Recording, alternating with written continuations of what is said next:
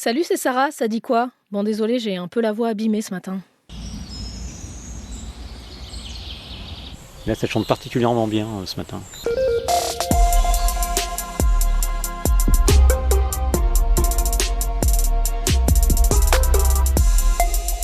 L'air pur et les petits oiseaux, on n'y est peut-être pas encore, mais ça s'améliore en France. Les émissions de gaz à effet de serre ont encore baissé l'année dernière.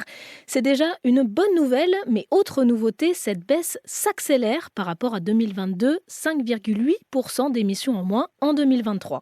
C'est la conclusion d'un rapport du Haut Conseil pour le climat, l'organisation chargée d'évaluer l'action climatique du gouvernement, qui va jusqu'à dire qu'en continuant comme ça, la France pourrait atteindre les objectifs de décarbonation fixés par l'Union européenne pour 2030.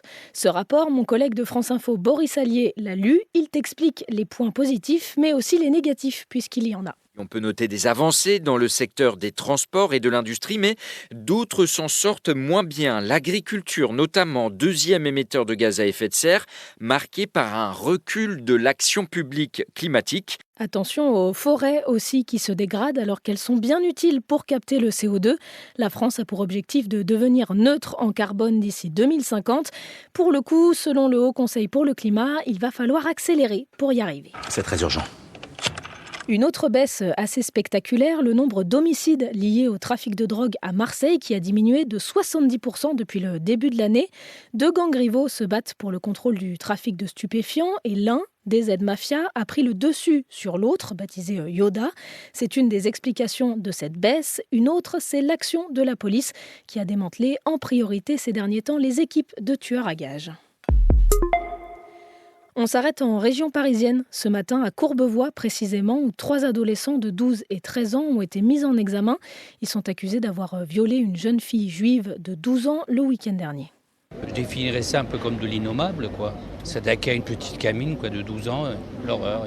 Cet homme a participé à un rassemblement hier à Paris avec plusieurs centaines de personnes pour dénoncer l'antisémitisme, notamment dans le contexte de la guerre à Gaza. Ma collègue Faustine Calmel était dans ce cortège et elle a croisé Florence qui portait une pancarte à message politique, ni RN, ni LFI. C'est très compliqué effectivement de garder raison et je pense que c'est ça qui est dangereux en ce moment, c'est la tentation en fait de l'extrême. Le sujet s'invite donc dans la campagne des élections législatives qui arrivent. Tous les camps politiques ont réagi. Emmanuel Macron a lui demandé à ce qu'un temps d'échange soit organisé dans les écoles sur la lutte contre le racisme et l'antisémitisme. Ça concerne les primaires et les collèges. Et pour les directeurs d'établissements scolaires, c'est un sujet important qu'ils veulent aborder. Mais l'annonce du président est un peu facile. Ça ne s'organise pas en un claquement de doigts et surtout ça demande du temps et des moyens dont manquent les enseignants. Chartres, tu connais ? Sur la carte, ça doit être à peu près ici. À peu près ici, c'est en Eure-et-Loir, au sud-ouest de Paris, qui accueillera les Jeux Olympiques et Paralympiques dans un peu plus d'1 mois. Ces Jeux, un homme a gagné le droit d'y participer hier. Le nageur Léon Marchand concourait au championnat de France à Chartres. Nous y voilà. Il s'est qualifié pour 2 épreuves en une journée, le 200 mètres papillon et le 200 mètres brasse. Je pense que c'est des choses qu'il n'y a pas beaucoup de monde font. 200 papes, 200 bras, c'est un duo assez bizarre, j'ai envie de dire. Et j'adore tout ce qui est bizarre. Aujourd'hui, c'est Florent Manodou qui va tenter de se qualifier pour ses 4e Jeux Olympiques. Lui, son épreuve fétiche, c'est le 50 mètres nage libre. Et puis, on a un autre qualifié pour l'Euro de foot. Cette fois, l'Allemagne, pays hôte de la compétition, a battu hier soir la Hongrie 2-0. La Mannschaft, c'est son petit surnom, est la première équipe à s'assurer une place pour les 8e de finale avant même la fin des phases de poule. Puis tiens, tant qu'on est en Allemagne, tu connais peut-être cette chanson. Erfahrung war. Abracadabra. Ja, dieser Kuchen war geradezu bombastisch. Und die Nachfrage danach erstarkte drastisch. Barbara eröffnete noch im selben Jahr eine Bar und nannte sie Barbaras Rhabarberbar.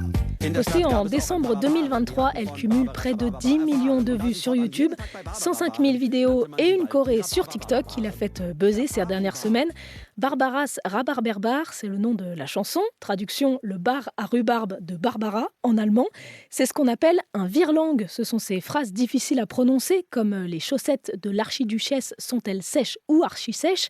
Le créateur du titre, le chanteur Bodo Warteke, a du mal à croire à ce succès et au message qu'il reçoit de fans qui ont envie d'apprendre l'allemand. Il envisage même de se présenter à l'Eurovision. Les choses me sont fâchées. Moi j'ai pas signé pour ça. Une autre chanson française, cette fois, qui avait été teasée sur les réseaux sociaux. Aya Nakamura a sorti 42 hier. Et je te laisse avec ça. C'était Sarah de France Info. Allez, ciao!